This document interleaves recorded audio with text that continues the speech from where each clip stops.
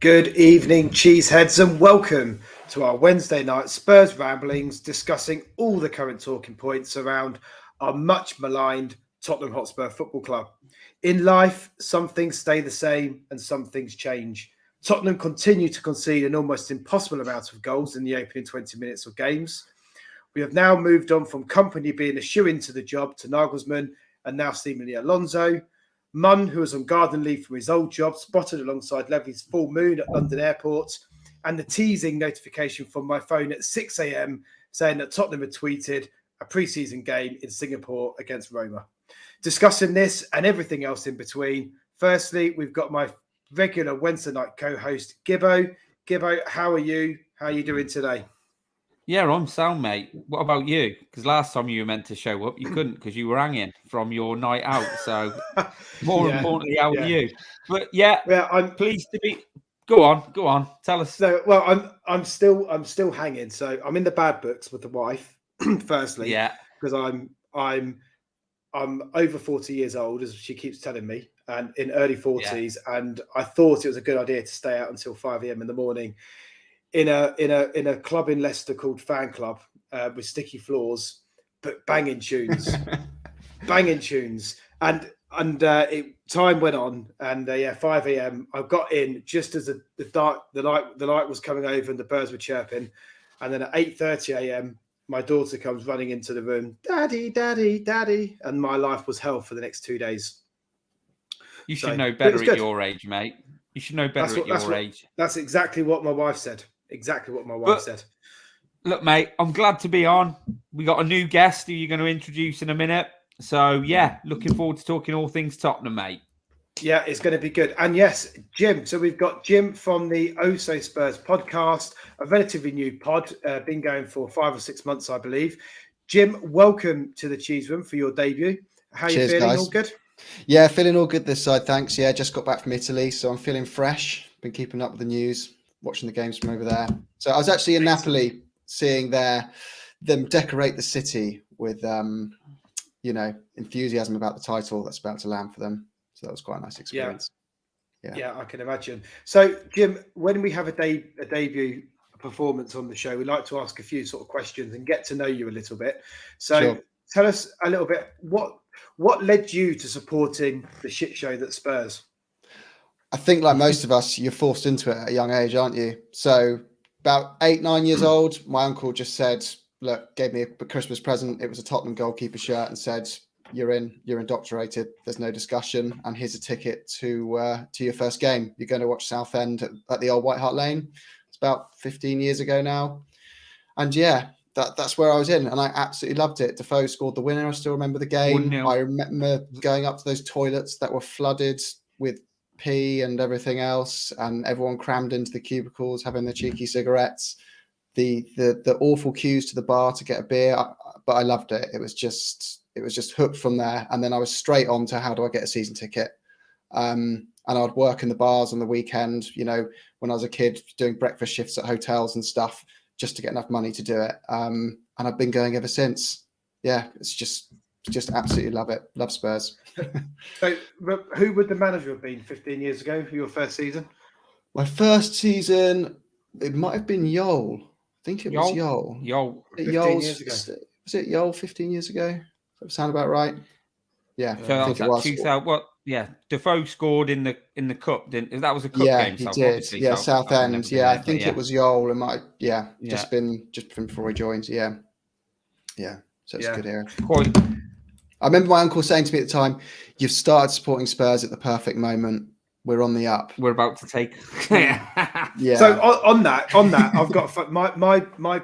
I first started supporting Spurs because my dad supported Spurs, and then my big brother supported Spurs, and I grew up in pubs. So my mum and dad owned pubs growing up, and I always remember my twin. I'm a twin, and my twin brother's an Arsenal fan.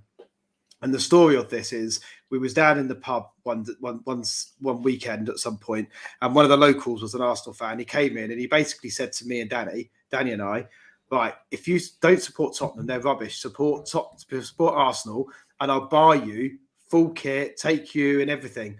And I was like, no, I'm not doing it. And my brother said, yeah, okay, I'll do it. And then the next week, this guy comes back, honestly, and Danny's dressed up in full Arsenal kit, full wanker, socks, shirt, scarf, hat, bubble hat, you name it, he had it, and he started supporting Spurs. And he turned around to me and says, Craig, you can still do it. If you want to support Arsenal, you can come and do it. And I stayed loyal to Tottenham, to my dad and to my brother. And it made me think the other day, if you could go back in time, Jim, to when your uncle had that first conversation with you, knowing what you know now, would you change your mind and go for something else? Oh, no, I wouldn't, because the other options were West Ham and Arsenal. My mum's West Ham and my other uncle's Arsenal, and my dad's Reading. So I love it. I'm not the type of fan that's like, I'm only happy if we're the next Manchester City. Jim likes glorious failure. I like glorious failure. Yeah. I like having my hopes and dreams dashed every single year, but having that summer of unrivaled excitement and delusional optimism, it's yeah. And you know what the old White Hart Lane was like, rocking on a North London derby. Yes. That was so good. Like I wouldn't trade that for anything in the world. Seeing Harry Kane rip that face mask off as he scored the winner, like those moments to me, Danny Rose scoring on his Premier League debut, that being in the ground for those moments, wouldn't trade it for anything. Some of those nights. I can go further back than that. Just like one of the best nights I ever had in White Hart Lane was there was some good games, some brilliant. Like I was at the Lane when we lost to Arsenal. I think it was 5-4 back in them days. But it was a great game of football. But when we beat Chelsea in the semi-final of the League Cup, it was absolutely rocking in there. And like I said, you in the Lane, and you could feel it moving. You can hear the banging, the drum was banging, and people banging on the corrugated iron and that. Yeah, and like we smashed them 5-1. What a great night! Oh, mate, brilliant times. Memories of that old place. Beautiful memories of that. Yeah, I remember the best that first season in the old White Hart Lane with Champions League football. And Taxi for Mike on reverberating around the circle, and Bale absolutely skinned him. That game, I always remember. I used to drive in, and I used to park in the the community hall? It used to be just over the road. I used to park in there, and I remember that game and coming out and being stuck there for half an hour after the game, and just listening to Talk Sport, and just with my dad and my brother, and just thinking, my God, unbelievable! What have we just witnessed? Thinking how great it is. Well, it wasn't long ago. We were all praying to qualify for Europe through the not financial fair play, the Fair Play League, through having the least yellow cards in Europe. Like Europa League was a dream. Then we got Europa League, and I thought it doesn't get better than this. Gomez is in goal, and then to qualify for the Champions League was just like I couldn't believe what I was witnessing. That Tottenham Hotspur were there, and we were in it this season. It was just been. Yeah, I'm still a happy Spurs fan despite the shit show that's going on. And there's the other side of the coin, Craig, where you go, what have I just witnessed? Like when I was there, when we were 3-0 up against Man United at half-time and lost 5-3. I was there. Yeah, I was there. And the FA Cup game against Man City when Joey Barton was sent off at half-time and we lose 4-3 in the last minute. And on those nights, mate, I said, what the fuck have I witnessed there? But obviously in a different one. So, highs and the lows. Highs and the lows. It is a roller coaster, isn't it? Supporting Tottenham, and I think the epiphany of that was the game last week. To go to do what we did, to go 3-0 down, wasn't it? To get it back to 3-0, and then in the last minute of extra time, and then concede again. It's just Spurs, isn't it? So Spurs. It is. We experienced the Leicester win, and then we experienced that all within the space of 12 months. Yeah, only happens to us. Yeah, exactly. And I'm not planning tonight, if the Cheese Room would allow, not to go too much into the game, because we did that on Monday night, and quite frankly, I can't be doing with it. I want to try and move on from that if we can. So where I want to start tonight is the managerial search. Gibbo, you're our resident betting odds. What's happening with the betting odds? Now, I alluded to in the opening that we've gone from a shoo-in in terms of company to Nagelsmann to now. Where are we now? Well, basically, mate, the betting odds mean nothing, do they? It just mean what, fools have been putting money on, what they think they're going to get. But obviously, the Alonso story came out earlier today, and then Sky Sports reported it. So they've obviously had a flurry of bets. But Xabi Alonso is 3-1 favourite at the minute. And when I went out to Zach's football, Nagelsmann was favourite. You got Xabi Alonso 3-1, Brendan Rodgers 4-1. I can't see that happening. Not a chance that happens. Nagelsmann 9-2, same as Company 9-2. Slot 10-1 with Potter. Then you got Enrique, Pochettino, Postecoglou, and De Zerbi. But I read before I came in onto the show that now they're, the guy Amaron from Lisbon's back in the frame. Should they not get Nagelsmann? So, but mate, it's constantly moving and changing, isn't it? It's like I don't think we're any nearer knowing who's going to be the manager next year. So, yeah, it's just Jim, you did throw a pin in it. Throw a dart at it. Absolutely. Yeah, no, absolutely. Jim, you did a show, didn't you? You did a pod on OSO Spurs about the sort of options around the next manager. Where did you conclude? Where did you end up? Yeah, well, it was really interesting because we sat down with HG, who's obviously on this podcast a lot, because he follows the Bundesliga closely, along with two other guys who do. Did quite a lot of research on it. What we came to the conclusion was that there's a few really good options out there. This is not like it was in the Nuno search, right? Svensson is a perfectly viable option who's done a really good job at Leverkusen. The issue with him is that their culture of their club is a bit of a loser's mentality. They're nicknamed Neverkusen in Germany, which I learned from Stu, which I found quite amusing. It just sounded a bit too where we want to move away from as a club. Alonso, issues with him is a little bit maybe too unproven, even though he's done a good job. But what we came to the conclusion of, there's two more important things. One is the director of football before we appoint this next manager. They have to be at least involved with the selection of them. But we actually, in the end, came to a conclusion that Postecoglou is someone we should not rule out. And people will go, no, he plays in the SPL. He manages in the SPL. It's a farmers league. Brendan Rodgers came from there. Just look how it worked out for him. Gerrard at Rangers, blah. But the reason we think he's such a good option is he's famous for bringing a winning mentality into football clubs and really overhauling the culture of a football club. He's famous for a culture changing individual. That's his strength. He plays exciting football. He's proven to find real bargains in the transfer market. So I'm not saying he's the main option. Amarin's also a fantastic option. There's lots of good ones we came to the conclusion of. But Postecoglou is a bit of a dark horse. And as Mark, I saw your comment, Mark, saying about, are they just making stuff up at the moment? Yes, we think they are. Like, all they know is Daniel Levy and Scott Munn are probably in Germany, and they're just throwing darts at every single decent manager in the Bundesliga at the moment, trying to guess who it could be. We think have a look at Postecoglou, but Svensson is a great option as well as our number 2 choice. Yeah, I mean, I've been Postecoglou's your man, Craig. I've been saying Postecoglou for a long, long time. I think we could go far worse than him. I think for everything you've just said, and in fact, I think is it JP in the cheese room that Gibbo that is also he's Australian, and he's a big fan. Australian, yeah.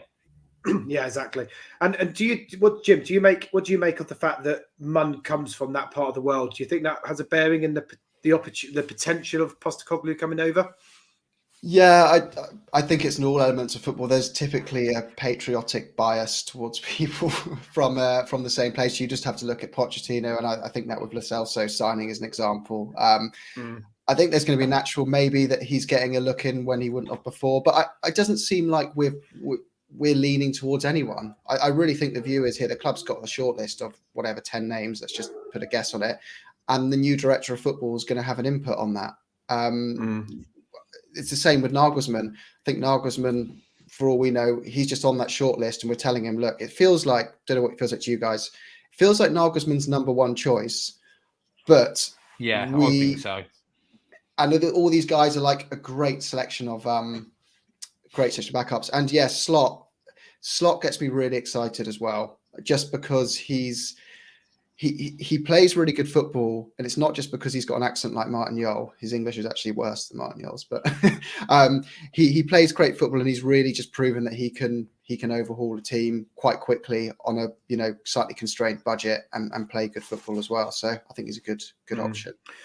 This is an interesting point from Paul, and I think we just touched on it around the director of football or football ops, and can you make an appointment before we've got that in place? I mean, my take on that is we're making an assumption that we are going to make an external appointment to director of football. Do you agree that even that's not a certainty? Isn't there a chance we could promote from within? Yeah, I guess it's possible. Possibly. Yeah, and that's the thing. I think there's a lot of hype about we can't do anything until the director of football is known. Maybe it is known. Maybe that structure is there. Maybe we're not going to have that traditional director of football that we've had previously, and it's going to take a different form. We just don't know, do we? What is happening beyond the scenes because they're not communicating. There is some news. Didn't Tim Steidten resign yesterday from Bayer Leverkusen? And yes, he did. Yeah, go on. Sorry. Yeah, he did. He did, Jim. You've had the guy from Barcelona seemingly going to Villa, haven't you? The guy who was some sort of director there. He's going in that capacity to Villa. And I saw that earlier. The guy from Leverkusen has left. I don't think they saying he's got anywhere like to go, but that could be interesting, couldn't it? If we're like going over to Germany and looking at German coaches and stuff. Are they saying it's a resignation, or what's the reason for him leaving? Have they said? I don't think it clarified it, actually. See, this is what sparks a lot of the Alonso rumours, is because obviously they work together at Leverkusen, and people are saying, is this just a way he avoids gardening leave? And Alonso can now join Tottenham in a few weeks and pretend it's a complete coincidence. And then before the season starts, he brings in his favourite manager of the month, which is Alonso, that he's working with at the moment. Right. Alonso, Jim. Alonso, Jim, hasn't been there that long, though, has he? No, he hasn't. But he did get them to the semi-final of Europa, didn't he? Not sure. Was that right? I was trying to look earlier, and it looks to me like he joined them. He joined in 22, Leverkusen. So obviously, but I think it was this. Was it this season? Do you think? It was October 22. He joined. Yeah. So he's joined fairly recently, to be fair. Yeah. He put it to me. He's in the similar bucket of company in the sense that, like, I just don't. At managing at a decent level, he just hasn't been doing it long enough that would get me excited. But everyone would always fall back on the argument of, well, Arteta did it. But Arteta worked under, Pep Guardiola for quite a while, didn't he? Yeah, although, I mean, Alonso's worked as a pretty good coaches, but I get your point. He's worked in a coaching remit under Pep, which makes a big difference. Yeah. Why do we think, Gibbo, that the Slot rumours have just died a little bit and that he's not even been talked about? Do you think that's his personal circumstances have taken that out of the equation? Or? No, because apparently that's not all that true. I think like Jim said, I think Nagelsmann is the top target. I think he fits the bill for everything that I believe Levy would want as a coach, but I don't think it's as straightforward as it would seem, just a guy who's out of work. So I think you've obviously got him, but they've probably been talking to a few, have a backup option, because we don't want the same as what happened with Nuno. But I think he is the top target, and so obviously I think the likes of Slot and people like that, their names will keep popping up as people who not fallback options. But the good thing is, mate, is that I think there's quite a few good coaches around this time. Whereas, like when we had the Nuno saga, there was just lots of rubbish. The main one was Conte, and we didn't get him, and then we're just bumming around trying to get the best, worst coach who's available. If you get what I mean. Whereas this time, I think there's a fair few viable options. So if we don't get the main target, then whoever we turn to, I think is going to be a decent there's decent options out there. We won't be going Gattuso or Nuno. I mean, do you know what I mean? I think it's a lot better this time. Yeah, and there's been talk, and we've talked about it before on the show around do we wait for Munn to start in post before the search starts, or does Levy do it in his absence? And I'm sure those listening, and Gibber, I know you broke it to me on the news on Twitter, a picture of Scott Munn and Levy and Levy's arse crack on full show at London City Airport. So seemingly, what do we read into that, Gibbo? Well, I think it's quite. I think they're out and about trying to get stuff done, aren't they? Or having talks. it's pretty obvious. I mean, the talk wasn't it, that they were flying to Dusseldorf through Twitter. So whether that's not extremely credible. Yeah. Well, I think someone alluded. Sorry, someone found out or figured out that coffee place was next to gate something, which had 2 flights flying out to Dusseldorf and somewhere else. So yeah, it had to be Dusseldorf. That's definitely what it is then. Definitely what it is. He was definitely over in Dusseldorf, and I should imagine that's where Nagelsmann and his team all set up over in Dusseldorf. Jim, you got anything on that? Can you? I just think anyone that doesn't think they're already working together is going to be mistaken. Like, it's so obvious. It's the same as any of us would. Like, you're not allowed in the building, and he's not allowed in Lily White House, but there's nothing stopping him going for a pint with his future boss and talking about some ideas. Yeah. Like, he's just not allowed to set up his email address. That's basically it. But he's probably just using his Gmail and kind of setting up some meetings. You should really meet my mate Xabi Alonso. Like, nothing to do with work, but we should all go for a pint together. I'm sure stuff's all going on. And just on that slot bit, like you said, Gibbo, just to clarify, we went over that in the last pod, and it's all rubbish. The rumours about him not being interested in the UK. He's desperate to come to the Premier League. He said that's his dream, and that's what he wants to do. So he is very much interested in Spurs. Yeah. I was wondering whether Scottman and Levy were out on the lash like I was at the weekend together. I can imagine that's a party of a night out, isn't it? Oh God, conversation would be thrilling. Yeah. Do you reckon Levy would buy a round? I mean, happy hour. Can't wait till happy hour, mate. Yeah. That's when he'll get his round in. Yeah. Brilliant. So look, Jim's right, isn't he? I think when you see that happening, Craig, when you see that, there's obviously stuff going on, isn't there?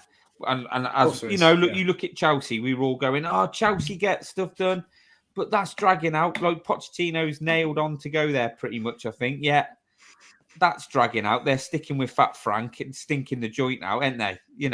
They could be getting someone in to help them out now, but do you think that's still? Process. Do we still think that's on? That Poch on?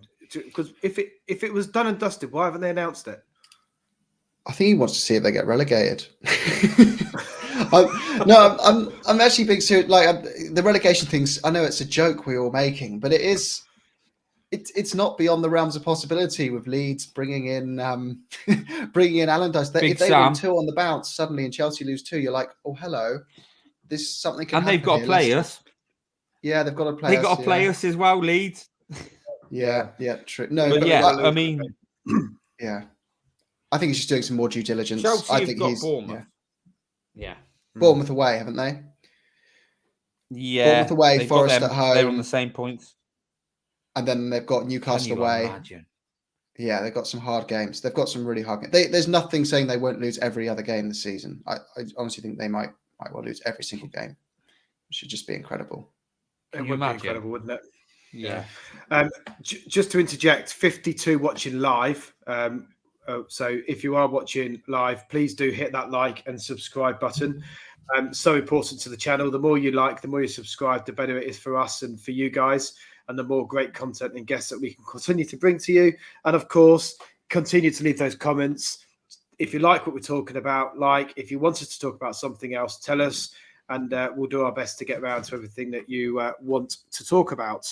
So, talking about the managerial search, we've sort of done that. I wanted to touch next on Kane, and I'm sure we're going to talk a lot about Kane in the coming months. But he was a dejected figure, wasn't he, Jim? At that in that interview at the end of the game. What did you make to that, and specifically his comments about his future?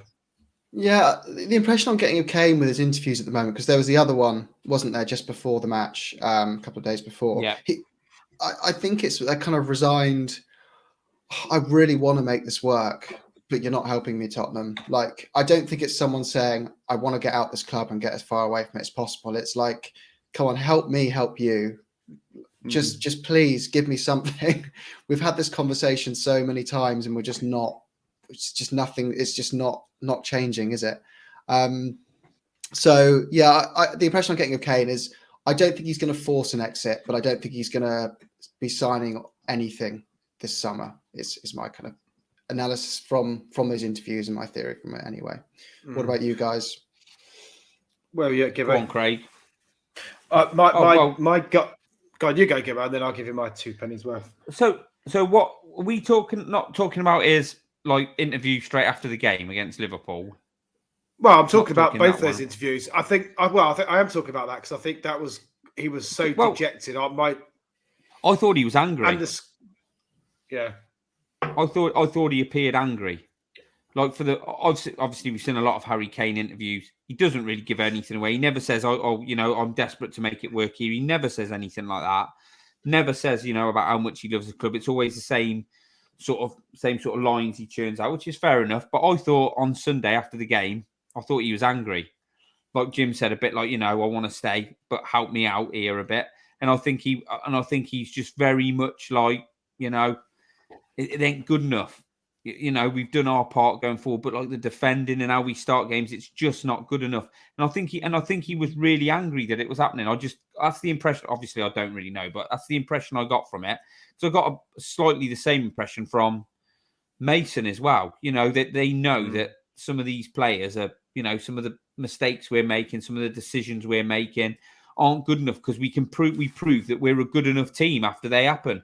And so I took from that he was quite angry, which is good because it shows he cares. But yeah, you don't get a lot from him, mate, in these interviews. I'm sort of with Jim. I don't think he'll push to move. I think there's only a couple of moves that he would make. So it all depends if the right club comes in with the right bid. And as always, mate, it's going to be on Levy, isn't it? Whether he chooses to do. Well, let's talk about that.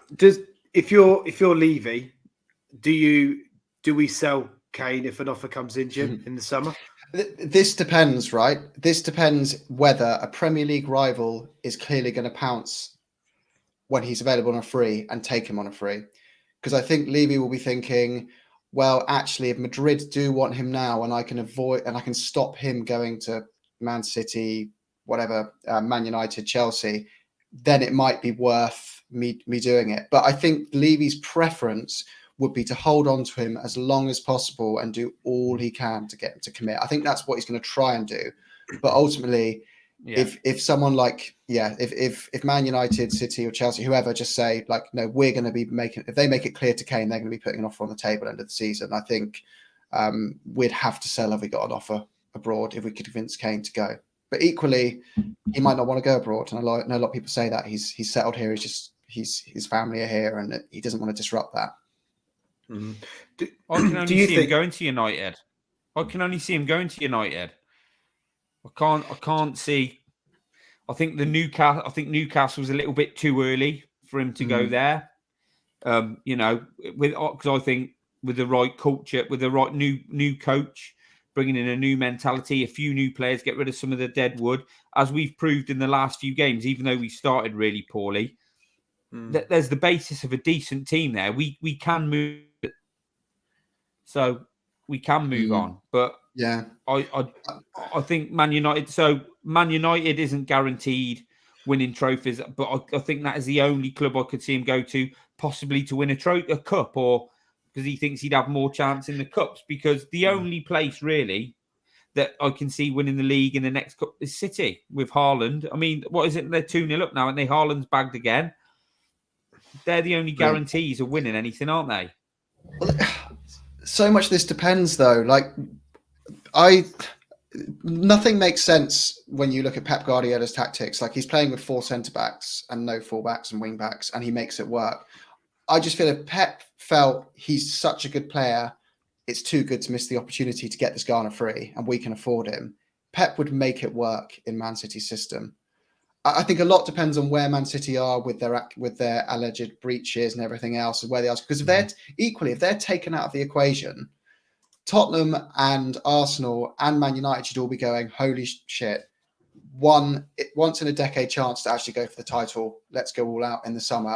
Then you don't want to be letting go of Harry Kane, because you want to be thinking the best club in division is not on my way anymore as Tottenham. Can I want to cast our minds back to the Amazon documentary.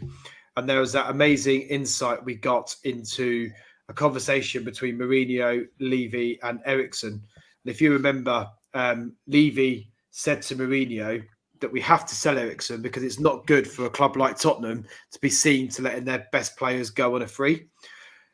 Now, is in that context, if you're Levy, are we thinking that if an offer comes in of any value, we're going to take it, or is Kane just a different animal, and we're just better off keeping him for the season? Where are we at? Do you see what I mean? Is it a different rule for Kane? Having Kane helps you attract a better manager. That's the other thing about having Kane. Oh, sorry, Gibbo. It was a bit delayed there. What you're saying, mate? Yeah, no, it's all right, mate. I mean, no, I always say that Kane is the anomaly when I go through players that have been at Spurs too long, and we need to move some of these players on. Kane is always the anomaly because he's just literally a generational talent, isn't he? He's, head and shoulders above any other player we've got. He's fantastic. But what do you do? What do you do? It's like Jim said. He's what will attract players and attract coaches to us. Can you convince him? Is it worth?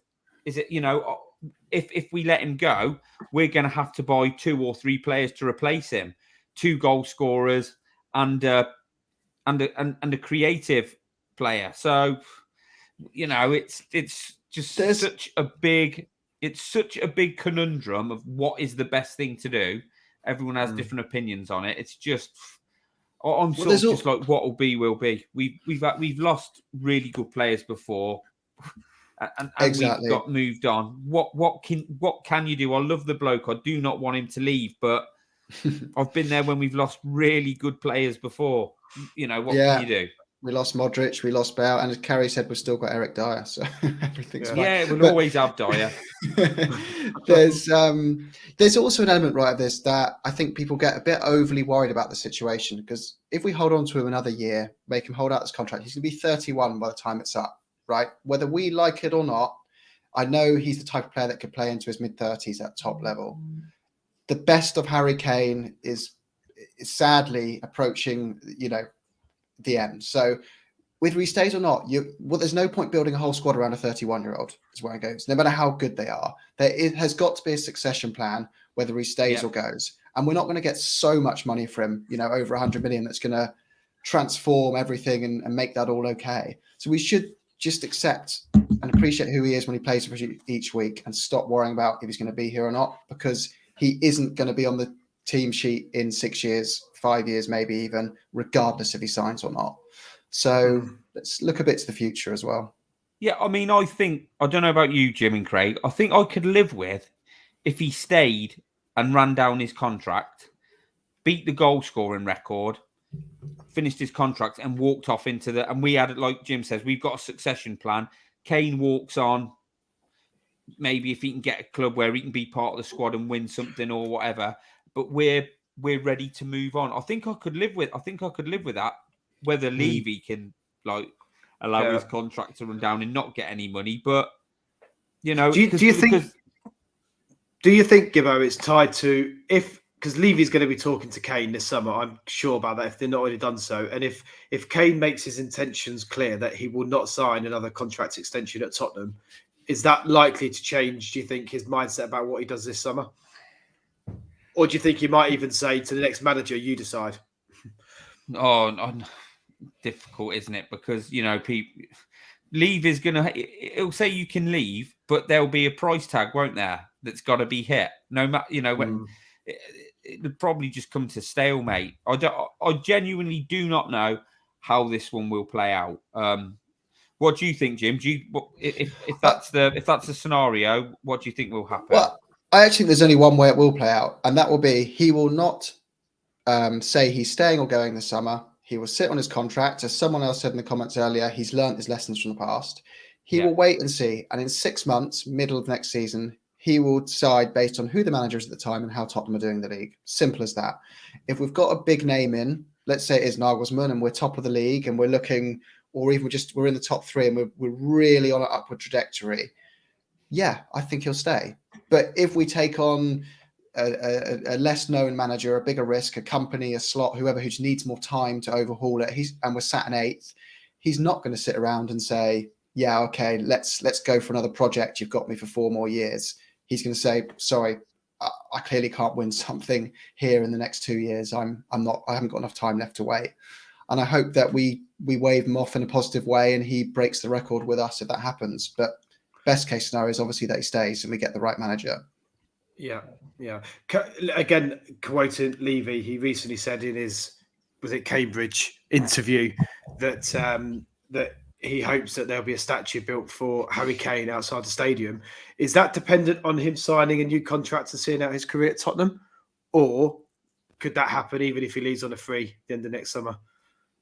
Oh, no, statues. Yeah, he's got to stay. What's a statue? He's got to stay. Oh, yeah. I think so. Yeah. They'll have to be wheeling him out, in like people are saying, he'll be needing to sign a new contract and like literally retire at Spurs for the statue. He can have was he playing when we won the Audi Cup? Has he got the Audi Cup? Has he got one of those medals to his name? Yeah, he's got one of those. He's got that. We could have a statue of him lifting the Audi Cup, couldn't we? Champions. Do you think Levy will play that card? By the way, sign a contract to get a statue. I just don't think Kane would care. I don't think he'd care enough. But it wouldn't surprise me. And then it comes out, as people have said, it comes out like that Ronaldo one. That was an absolute mess. Because Levy went to the cheapest statue maker he could find, made out of fucking polystyrene or something. Yeah. But, yeah. The only thing it's just so it's so difficult, isn't it, to know how this one's going to play out. It is, because there's like we say about United, but if Osimhen's available, some of these teams are going to go for Osimhen, aren't they? Who's younger, got more years left in him. So I've sort of always thought that Kane will stay until the last couple of weeks.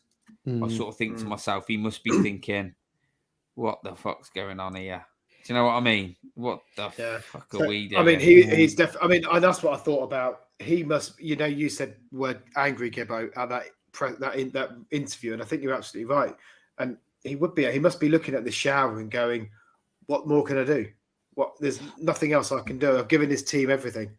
In an ideal world, he hopefully goes in there and they have the big chat, and it's like, "Look, Harry, you are captain now. You are the figurehead. You've always been the best player. You're the figurehead now. You're the captain. You're the leader. This is the coach we're bringing in. This is what we're trying to do. We are going to move on, sort of like dead wood. We're going to try and create a new culture. We want you to be the big part of it now. We want you to be, the driving force, which he is. But, basically blow even more smoke up his ass. But actually, like, deliver on your promises. The board, start making better football decisions and getting the right people in. Then I think if that was to happen, I think he would stay, because there's no reason, like, we're not in the Champions League. Let's try and win the FA Cup or the League Cup next year. That's a start. I think that would, once you win your first one, it pushes you on. I think if we won a trophy next year, I think it could invigorate him, and it couldn't make him think, I can stay. I might not win the league, but I can win a few trophies and I can do this and I can do that. But we've got to start doing the right things as a club now. And like I said, him on after the Liverpool game just struck me of a bloke thinking, we've proved we're good enough, yet we're just getting let down by certain. Yeah. He did not saying that in certain individuals, but he just seemed like this can't keep happening, and he's right. It can't. He hasn't got time to wait around anymore. Yeah. He hasn't got time. No, he hasn't got. But time. Like you say, it is interesting because he will want to stay in the Prem. I think we all agree he wants to stay in the Prem ideally because he wants the Premier League record. And there's not many clubs that I think he can go to that guarantee him trophies other than Man City. And where, like you said, I think you made a good point, Jim, about if he wants him, he'll find a way to make it work. But Man United is not a guaranteed trophy haul for him, is it? Let's be honest. No, it's I agree. It's like you said earlier, the Man United thing, it doesn't worry me. I don't think he's going to look at Ten Hag and be like, that's the man who's going to bring me the treble. Yeah, I agree. Mystic Gibbo, does he stay or does he go? Where are you? Give me your prediction. I think he'll stay next season. I think they might roll. I think Levy might roll the dice, see how it goes down. Yeah, I think so too. Excellent. Good conversation on Kane. Linked to this conversation, looking like, very likely, that we are unlikely to qualify for a form of European football next season. We'll talk about that in a bit. But we're currently in a fight with Aston Villa and Brighton, I would say. And we've got one Europa League place and a Conference League place up for grabs. So my question to you, Jim, is if we don't qualify for European football, will you miss it next season? Good question. I will miss it. I will miss European football. I'll miss the Champions League desperately. And you know what? I wouldn't despair at the Europa League. I would despair at the Conference League, but I wouldn't despair at the Europa League. I think that is a trophy that is worth winning. It's not a major trophy, but it has the reward of Champions League, and it's not a trophy you laugh at someone for winning. It's a decent trophy. And we've got to be realistic. Like, whenever we go for the Premier League, we're up against Manchester City. Like, you've got to beat them, which over 38 games, which is just so ridiculous to expect that of a club with that much money. So I think I'd like to see us take the Europa League and the FA Cup seriously. Yeah, I want to be in Europe. I want to be in Europe. Not the Conference League, but I do want to be in Europa. But I wouldn't cry if we missed out. It's the long and short of it. Where are you, Gibbo? I do. I want to be in Europe, mate. I like watching us on a Thursday night. I don't mind it too much. But no, in all seriousness, it's like those competitions. You know, we aim for fourth. We aim for fourth to get in the Champions League. And then we do what we did this year. We're good enough to win the Europa League. It's like in the Conference League, if we're in that, why can't we set our stall out early doors and say, right, we're playing what we're going to do is we're going to play our younger players, but we're going to play players who are coming back from injury, and we're going to play squad players that need a game, and we're going to put a couple of first team players. We're going to play a mixture of players and if we get deep in the competition, then we'll start taking it more seriously. We've not won a trophy for a long time. We're not in any position to start like pieing off trophies. And it's like the Europa League for me as well. You know, you don't have to play full. Well, we've had to lately because we've been poor away in Europe. But if we can change that mindset and we can actually take those games seriously, you know, we're more than capable of winning that. And like Jim has said, I'd rather, in a way, get in the Champions League by winning that, because you actually win a trophy, rather than absolutely going hammer and tong for fourth. But as I've always said, mate, the real top teams win trophies and finish in the top four. So we've got to start winning trophies, and they are a chance to win trophies. Yeah, I agree. Yeah. Jim, you've said about you not wanting the Conference League, which, by the way, I'm fully on the same page as you on. But if that was the only option, would you rather we was in or out? I'd rather we were out than the Conference League. Yeah, I think you'll get laughed at for winning it. That doesn't really bother me what other fans think in that sense, but I just think our squad isn't the deepest, and the trade-off in terms of trying to juggle a thinner squad to compete in the Premier League and the FA Cup. I'd rather focus on the FA Cup, double down on that, and just completely bin off the Conference League personally. Yeah. And if we get in the Conference League, it's going to affect our pre-season schedule to Australia and Asia, isn't it? Because one of them games happens early on in pre-season, doesn't it?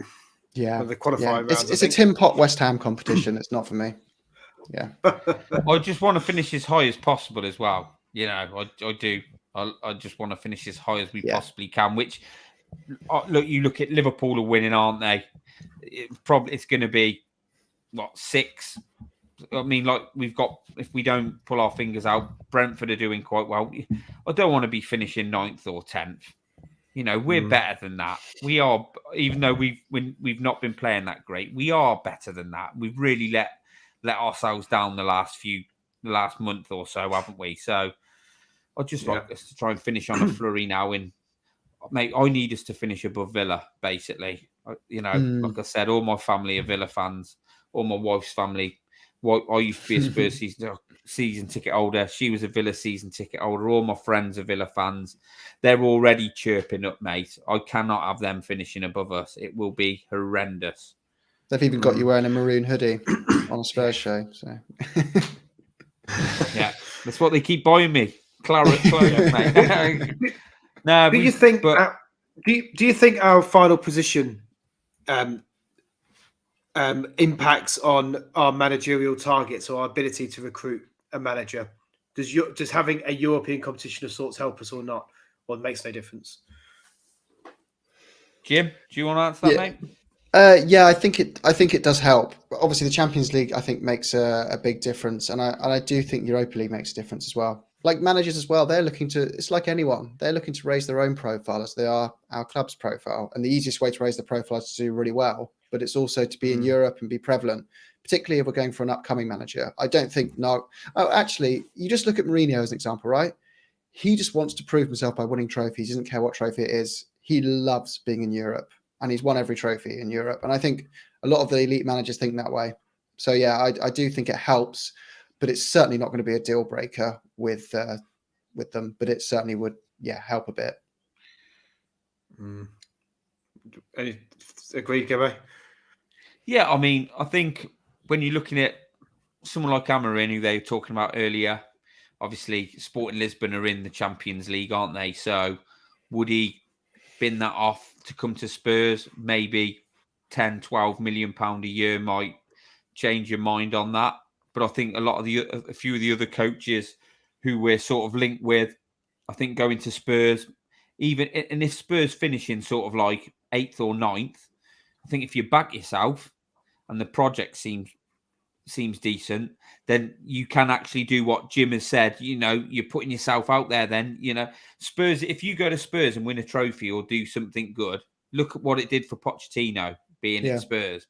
So a lot of them probably maybe will go, could benefit with not being in Europe because, we'll push, we can concentrate and we can work on what we want to do and push to finish 4th and win a trophy as well. So I don't think it's a massive deal with the coaches we're looking at. Yeah, agree with you there. Yeah. No, I think it's a good time. It's a good time to manage Spurs in a way as well, because I think we've got to face facts, right? We have the 6th most revenue. Simon Jordan was saying this earlier, TalkSport, right? We have the 6th most revenue in the league. We have the 6th biggest transfer budget in the league. With the 6th biggest wage bill in the league. Like there's naturally you're going to on average finish around 6th just based on that. But our expectation as a fan base as it should be is higher. We're saying no, we want the top 4 and we want to win a trophy as well. And the expectations have been so high since that Champions League final. We want that back because we've felt it and we want more of that. We've tasted the drug and we want more. But now I think expectations have dampened a little bit. People are finally going, actually, as long as it's the right manager and they've got a director of football we can get behind to sort this club structure out, I'm okay with a few years, giving this manager some time. Not in the way Chelsea did it with Potter and just bidding him off after, 5 months. But I genuinely think the fans would give someone time and all they have to do is play decent looking football and seem like they've got a plan and a philosophy, and we'll get behind it as fans. Whereas last year we'd be far less patient with whoever we got in. Yeah, I think, Jim, everybody now just feels it's time to do that, don't they? I think a chunk of Spurs fans are like, look, it's time. We've had Mourinho, Nuno, Conte. We were promised that we were going to go back to the traditions. No matter what people say, there's not really a Tottenham way anymore. But we all want to see good football played. I'm sort of like fed up with thinking, today's been a really good day, and shit, now I've got to go and watch Spurs play tonight. There were times when we all used to enjoy it, didn't we? Like I come home from work, I always get through work. Spurs are on tonight, so I can have my tea, sit down and enjoy watching Spurs play. Whatever happens, it should be a good game. But now you're just sort of like, oh, God, I've got to go through whatever they're going to put me through.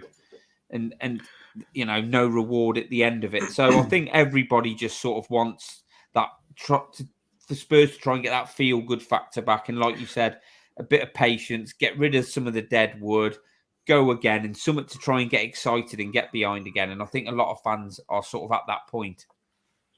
I think, I agree with all of that. I do think that Simon Jordan's best buddy, Davo, has made an interesting point here around, you mentioned it, what he said around 6 salary, etc. But you've got to balance that with the fact we are the highest season ticket prices in the league, and that expectation. I'm a season ticket holder. Jim, you're a season ticket holder as well. Gibbo was a season ticket holder and goes to games.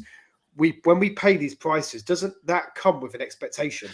Of course, of course. And I think that's part of the issue for me. Is I think, well, actually, I'm forking out the best part of £1,500 a year for a season ticket, and actually for that money, I do expect. I've got expectations that are better than 6th, and I think the point that Davo is making, which I sort of agree with, is, I must admit, I'm surprised by that stat, Jim, about the 6th highest salary in the league and everything else, because we've got the stadium, which is the best stadium in the world, arguably football stadium in the world. We've got the highest revenues, one of the highest revenues, aren't we? The 3rd biggest revenue club in the world. This is the misleading bit, Craig. Yeah, that's specifically stadium revenue, and this is where a lot of the arguments happen. Total revenue, we're 5th or 6th in the league. Stadium revenue, we're like 3rd globally. So it's misleading, but your point on the tickets, I fully agree. Particularly those fans who are forking out every season and travelling away to experience a regression season after season and obvious mistakes season after season. They are quite right to stand up and say, I'm not happy with this. And the only way I can make that heard is when I'm, it's just to be vocal about. I understand where they're coming from. I do understand what they're trying to do. I think it's about the expectation bit. Sorry, Gib, I know you're dying to come in. It's the expectation. It's the expectation bit for me. You're setting the clubs set expectations by what they set the season tickets at. So you can look at the price of season tickets for the clubs across the Premier League, can't you? And you do see a pattern where those highest prices are in comparison to where they tend to perform in the league. We just don't have that. It's really weird. And I guess your point though, Jim, about the overall revenue backs up, and Davo would love this listening, is why we need the go-karts, because we need to get more revenue. Yeah. Sorry, Gibbo. Sorry, mate. Yeah, no, I mean, just on that, if the football side's all right, nobody will care about the go-karts or Beyonce, how many nights she's doing. It'll all be extra revenue coming into the club, and it will all be hunky-dory if everything's okay on the pitch. Yeah. It will be. But my point is, we're all talking a little bit like doom and gloom, finishing 8th or finishing 9th, and like we're all saying we need to have this reset and everybody's ready, which we are, and we're looking at it on the low point. But I don't think we're that far away. I think we're looking at it from a worst case scenario. I genuinely don't think we are that far away. We were 2-0 down against Man United, and they may have stopped. But we had a go at them, and we could have beat them. Liverpool, and now I probably won't lose another game for the rest of the season. We'll finish in that Europa League spot that we wanted. But we outplayed them. I mean, I've got bigger issue. Going 3-0 down, then what happened then is a massive issue. But I think, as I keep saying on this show all the time, I think with a new manager that can come in and getting rid of the dead wood and getting a few new players in the right areas, and somebody, if we make the right decisions footballing wise and get the culture right and get the mentality right, I genuinely don't think we're that far away from where we want to be. We just need the right people in, the right decisions made. I'm convinced of that. Because the last 2 games we played, we've had a draw and a loss. But the reason we were behind in those games were for ridiculous individual errors and just poor gameplay. But when we wanted to turn it on and we decided to get our act together, we were more than equal to both of those clubs. So, like I said, it is so important, and which I know a lot of people don't trust Levy to do it because we haven't done it for a while, but we are not that far away. Even if we don't finish in the European places this season, we are still in a position that next season we can push on and get to where we wanted to be this season. I know other teams will sort of like improve as well, but it's not that bad, is it? It can be done. No, it's not that bad. It's not as bleak as you can make out. No, we will come to that. I think it's a really important point about the positivity, because we are very positive on this pod, or try to be. But Paul's got an interesting question here, and I thought it's just good to touch on this. Is our brand more or less strong than when we were playing flying football? So I guess the question is here: has the Mourinho and Conte eras affected us negatively in terms of a brand? Well, personally, I think it has. There's just no denying that. Like before them, before those managers, I feel like we still had this reputation of being a fun team to watch. Like even the people take the mick that are pissed that we'd always cock it up at the end of a game, we were seen as entertainers. And I don't care what the Gooners think. We have more European pedigree than them, and we went out in the Champions League, went further and deeper than them in far fewer seasons. Playing much better, much more attractive football. We left our legacy on so many massive moments in big competitions, and it's been such a shame to move away from that. Like Liverpool, I don't know what you guys talk about, be positive. It was painful to lose that way, but I didn't feel as despondent as I have for other losses this season. To go out swinging like old Tottenham, we just went out swinging to the end of the game. We got ourselves back in. We were plucky old Tottenham, and I absolutely loved it. I was pissed off, mate. I was pissed off to lose. It's the mistake, yeah. The mistake absolutely fried my brain. We went for it though, Gibbo. Tottenham, we're back. We went for it, and I love that. But like I said, in that game we did. But and obviously, apart from the madness right at the end, we deserved to get back in that game. We were better. We bettered Liverpool at Anfield, and we were good. So that's why I don't think we're very. I don't. That's my point being we're not that far away. But fair enough. Yeah, it's great. We're after excitement. Then I'm moaning about letting a goal in the last minute when we're going for it. Yeah, never be happy. And that's a really good point there about the game, because for me, I was apathetic towards it just because of the fact we conceded those 3 goals so early on in the game. It always felt like, but if it was a game where it was 1-0 down, 1-1, 2-1, 2-2, 3-2, 3-3, and then lost 3-4, I'd probably been a bit more like, oh, that was good. I think it's the fact that we just started so poorly for me, and I lost all interest in the game at that point, I think. And don't get me wrong, I still jumped up and celebrated when we got to 3-3, but I wasn't surprised when we conceded either. No, Liverpool had. It just sums up the situation, right? We're like you're saying about. We're just a goalkeeper and a centre back away from being a really good team again.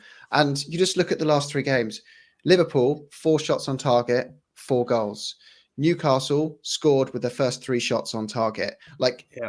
To concede like that says to me, you're playing with Southampton's 3rd choice goalkeeper, which we are, who are 20th in the Premier League. And Forster's not a bad guy. I think he's an all right backup. And you're playing with a really makeshift, injuries ravaged defence. That's just, it's not all these players' fault. And wing backs trying to act like fullbacks. Like it can improve so quickly, like you guys are both saying. Yeah, good. Yeah, it can be turned around. It seriously can. We do need new defense. Like we do need a new goalkeeper. We do need new defenders. I mean, the first 20 minutes of Newcastle and the first 15 minutes of Liverpool may as well have not had commentary. Just the music from Benny Hill on. Do you know what I mean? That's what you may as well have had. That's how it felt. But you're right. I mean, Bentancur's a big loss. Bissouma will hopefully. I'd like to see Bentancur and Bissouma under progressive coaches.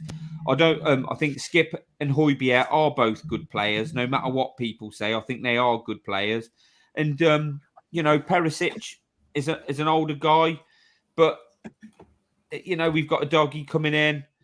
We're not a million miles away from where we want to go. With a few players and a change of attitude is what I believe. I agree. But do you think, Jim, that not qualifying for the Champions League will have a huge sort of like dent in us getting those players in? Because I think we'll still, whatever happens, I think we'll still bring a few in, get rid of a few. Yeah, I don't think it's that detrimental. I want to see us stop fishing in the same pool as Man City, Man United, and Chelsea for footballers. Like we're turning up with the smallest bag, as it were, and trying to bring home the biggest haul because we just can't financially compete with them. So we get when they go, I don't want those guys. Yeah, we get to look at what's left over. I always think our best signings: Gareth Bale, Luka Modric, Van der Vaart, like all these guys. They weren't players other big clubs were circling for. We had a really intelligent transfer philosophy, which was finding these, upcoming stars that weren't quite proven, and you could afford to get a few wrong. because you can afford 5 for the price of one superstar. And I just hope we go back to that, and maybe not being in the Champions League and having this proper football structure with Scott and the director of football will see us go back to that. Particularly if we get this Leverkusen guy, by the way, Tim Steidten, he did make some really good signings for them, signed some really good young players. So I hope we go back to that model. Yeah, I mean, I look at us and think we should be trying the same sort of model as Dortmund. You know, that's what they do. They buy young players and improve them, don't they? With a splattering of buy-in proven players. But, you know, for years and years, me and a guy called Darren who comes on here, who I've known we always used to talk about Spurs buying Dunk from Brighton. We said he'd be ideal for Spurs. What a great signing he'd be. He's got all the qualities, but we'd never, ever... Do you know what I mean? We talked about it at times, but I mean, he'd have been brilliant for us, but we're always looking for Bastoni or somebody like that who doesn't want to come to Spurs. I agree with you, mate. I think we just need to start recruiting smarter. Yeah, agree.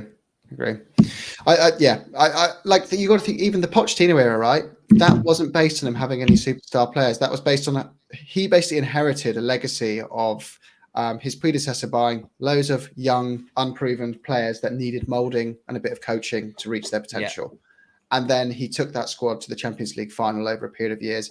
Well, let's do that again. Let's get 5 or 6 of these players. Yeah, he was great signing. Perfectly good signing. Wanyama, perfectly good sign. Do you know what I mean? Dembele, when we signed him, obviously he was improved, but there's players out there that we can buy and a good coach will improve them and just to fit a system.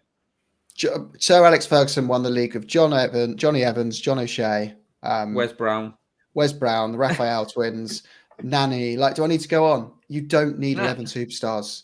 You don't. You need a cohesive and solid squad and everyone behind the same philosophy. As Lego Heads kind of was showing us all, but he's fortunately imploding, and the light bulb's going to look weird soon as his results get worse. So yeah. Totally agree. Well said. Good point. We've been going for over an hour. Over 80 or so of you are listening as we speak. So do hit that like and subscribe button. So important to the pod. If you like what we're talking about, definitely hit that like button. If you want us to talk about something else, let us know in the chat.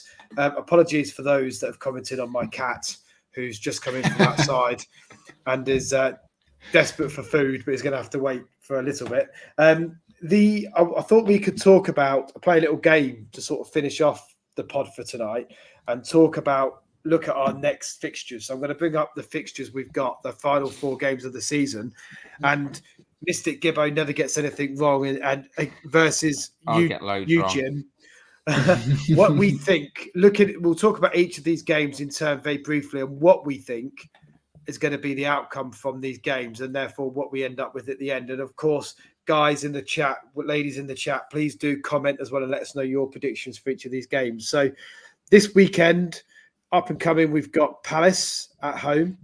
We'll start with the guest, the debutant guest in Jim. How do you see this weekend going?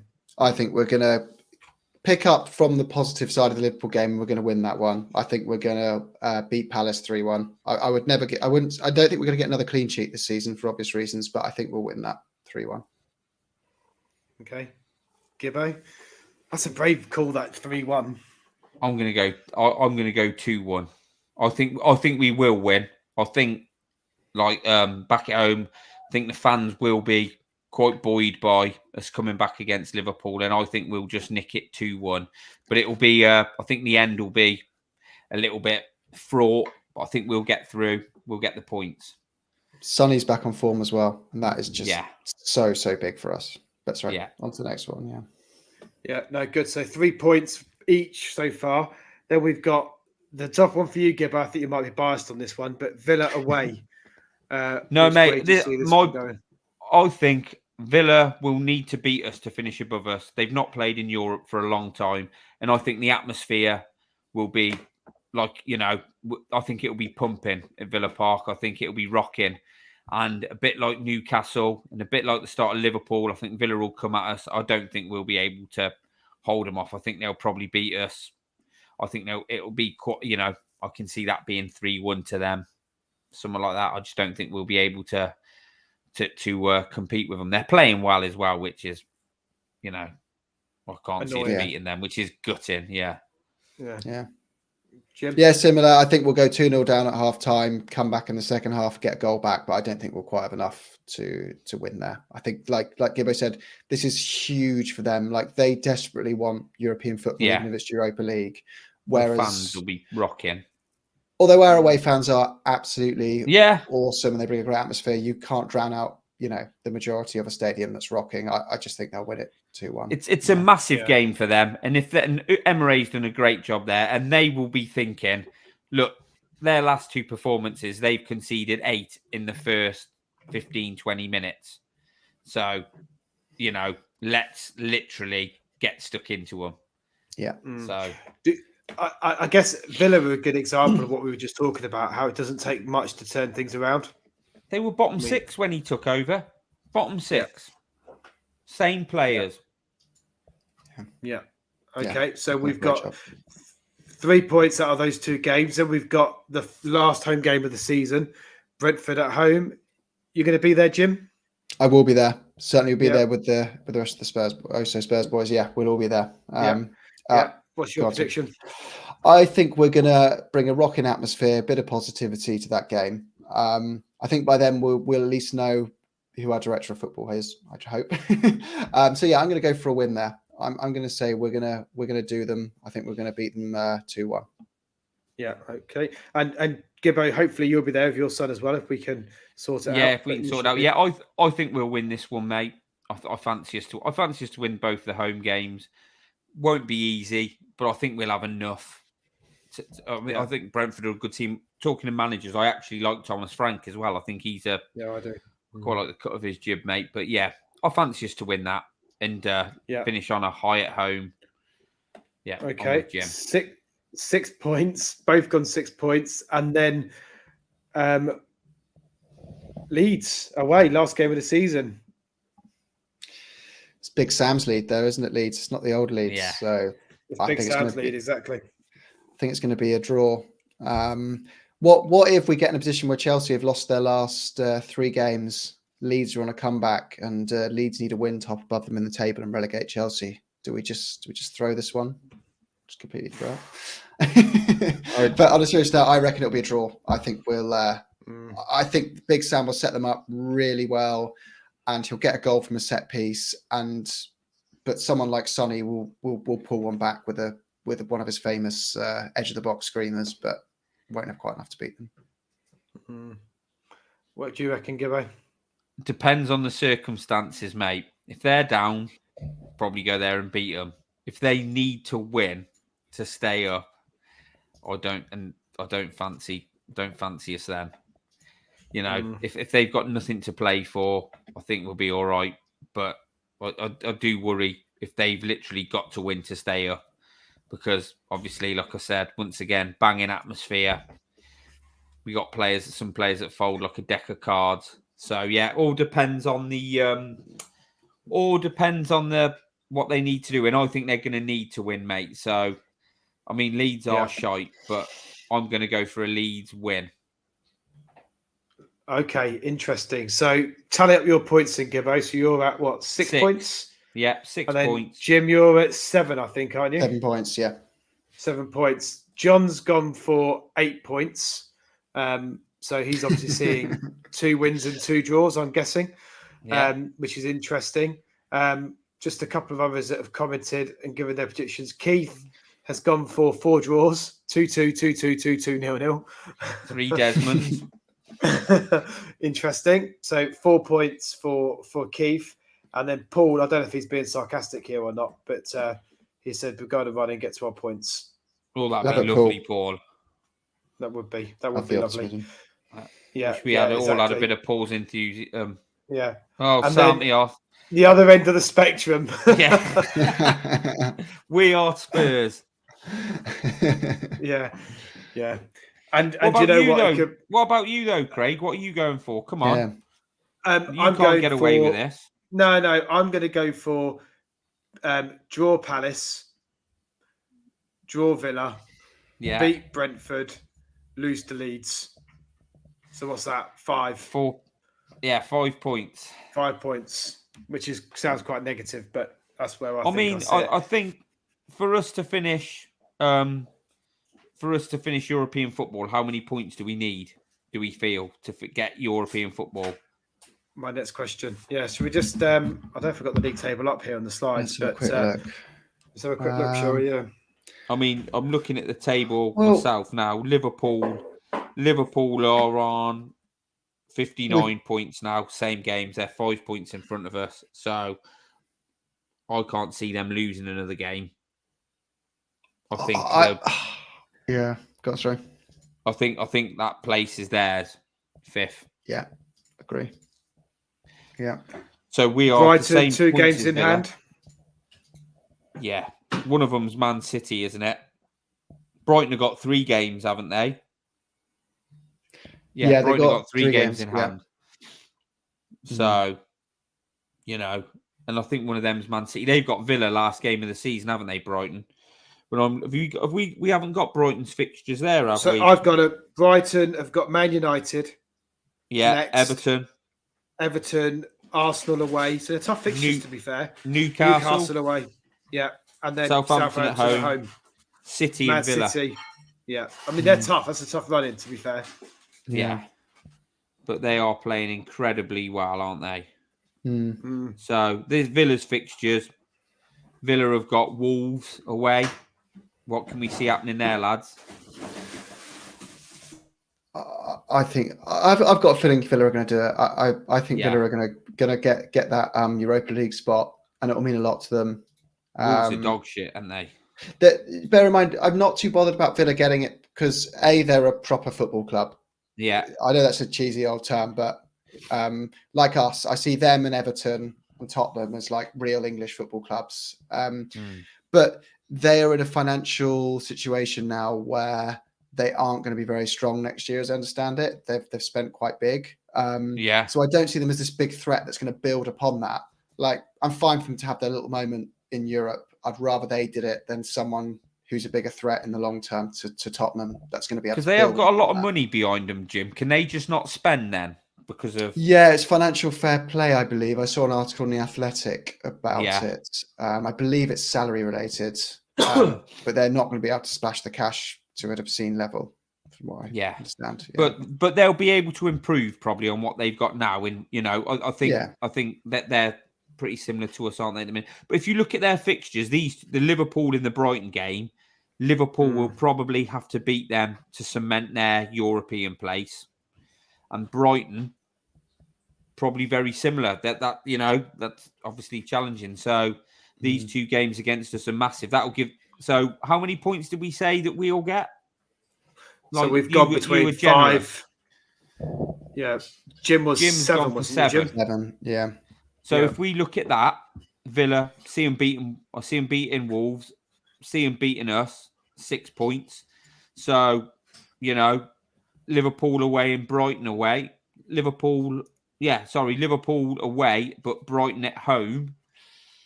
Brighton at home last game, crowd going for them. Brighton could have, what do you think is going to happen there? It's going to be that could be a game that's a huge one. Yeah, it's a huge game, isn't it? Potentially. Yeah. Do you think they finish above us? Do you think Villa finish above us? I think Villa do. I'm not sure. I would have said yes to Bryan until I saw their fixture list that you were talking about, and now I'm suddenly thinking maybe it's not dead and buried. We're stuck between finishing 7th and 8th, in my opinion. I think that's one of those 2 spots. So. Yeah. Like obviously 7th is the Europa League, isn't it? The Conference 6th is the Europa League, 7th Conference League, yeah. So, but like if for Brighton as well, finishing the Conference League, getting into Europe that way will be massive for them, won't it? I mean, that is a cup that they could go in and win. And I mean, have they ever played in Europe before? I'm not being sort of like disrespectful to them. Have they ever played in European competition? Brighton, I don't think so. I don't think so. I'm arrogantly saying I don't think so. Yeah. But I probably a Brighton fan would tell me that's ignoring a part of the history. But it's a long conversation another day, but their recruitment model, some people said in the comments, is just, and it's really interesting. We're speaking to Kieran Maguire, you know him on Twitter. People don't follow him. How they've set it up and the recruitment model, I don't look into it. It's just incredible, and I wish Tottenham would go down that path. Is he going on your pod, Jim? Because he's a Brighton fan, isn't he? He's a Brighton fan. He did DM us back and said he would be keen to come on at some point, but he is a very busy man, writing for the Times and everything else. But we're going to try and get him on. Yeah, I think I've heard him on one of the Spurs pods and stuff. Yeah, he's done last word on Spurs, I think. Yeah, I think he's come on there a couple of times. Yeah. I mean, he must be chuffed to bits with how Brighton go about their business. He's not very nice about Tottenham anymore, though, since the Brighton result. I've noticed there's a lot of Daniel Levy arrows going out there, like highest paid chairman for least amount of trophies and all that stuff. He's really aiming at him. Well, yeah. But so by the looks of that then, lads, I'll ask you, Craig, because you've been asking all the questions. Where do you see us finishing, mate? I see us finishing 8th in my book. Yeah, so no Europe then. No, you're Jim for us. Jim, where have you got us finishing, Jim? I've got us finishing 8th as well. Yeah. I think that's what it's looking like now, isn't it? That's where I'm sort of. If we can have a late rally, possibly. I know people don't want to, but I think if we have a late rally, we'll get the Conference League. Yeah, but I think we all do. We all agree that the best we can hope for is Conference. That is the best we can hope for. It's going to be tough, isn't it? If we win our last 4 games, which, if we play to our potential, are winnable, then we get Europa League, won't we? No, will we? Because if Brighton drop a lot, we can get Europa League if we win. If Villa Villa have got to drop points, which you suspect. Yeah, they would, because if we win all our games, we beat them, we'll finish above them, won't we? Yeah. So I think we can. The hope of Europa League is still there, but the reality is that at the moment it looks, if we're going to get European football, it's going to be Conference. Do you know what though? It goes to show, just looking at the league table, I don't know if we've got it on the screen. I don't think we have, but not the latest one anyway, is where have Liverpool come from? Wasn't we like 10, 11, 12 points ahead of them at some point? Not too long ago. But they got a dodgy penalty this evening as well, didn't they? Apparently, if you look at the replays, it's really Liverpool. They just put a run together at the right time, haven't they? They've just they haven't even really clicked. I mean, as always, Spurs are just their own worst enemy. Southampton, Leicester away. They've got, losing as we did at Leicester, Southampton away. Like going to Newcastle, and we all thought we'd be at a point when it come to Newcastle, we put up a bit of a fight, but we literally went there and had our pants pulled down. And like the start of the Liverpool game, we've got ourselves back into it. We've shot ourselves in the foot massively, haven't we? It's back to the culture, though, isn't it? Yeah, I think Liverpool's culture is dragging them over the line. It's that never die. We're here to mentality. Win culture. Yeah. Class. All right, guys. Well, we've been going for an hour and 20 minutes, just short. Been a great show. I think we will call it a day there, just to say, Jim, great debut. Thank you for coming on. Hope you enjoyed the conversation. Guys. Thanks for having me on, guys. Pleasure. It's a great podcast. You're welcome back anytime. Thank you. You're welcome. And likewise, we'd love to have you on. Yeah. Excellent. Gibbo, how okay? Good therapy for you again tonight? Yeah, good therapy, mate. Got in late, like I said. My lad played football tonight, so played Bristol City, so I got straight in. Looking forward to meeting Jim. It's been a good show. Yeah, listen to their pod. Yeah. If obviously listen to the Cheese Room podcast. But if you do like to take in other Spurs podcasts, the Oso Spurs pod is very good. No agendas. Just, stay away from politics and agendas. Yeah. No politics or agendas, just talking Spurs, which is what we're all after. So give it a go. I'm sure if you find Jim on Oso Spurs on Twitter, Jim, they'll find you, won't they? Yeah, they will. Yeah, and we tweeted it out as well for the Cheese Room account tonight as well. So, excellent. Well, I guess the last thing to say is good night, everyone, and come on, you Spurs. Thanks. Up Spurs, lads. Spurs. Come on.